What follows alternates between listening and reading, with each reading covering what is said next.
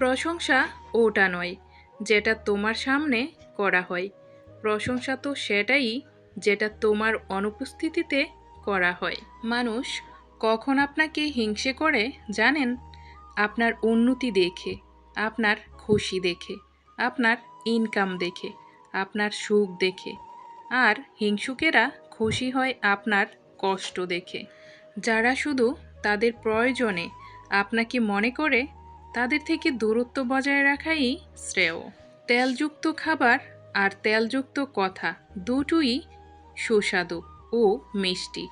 প্রথমটা নষ্ট করে শরীর, আর দ্বিতীয়টা নষ্ট করে মানুষের জীবন ও ধ্বংস করে সমাজ। জানেন, এই পৃথিবীতে ভাইরাস ছাড়াও আরও দুটি রোগ আছে, অর্থ আর স্বার্থ।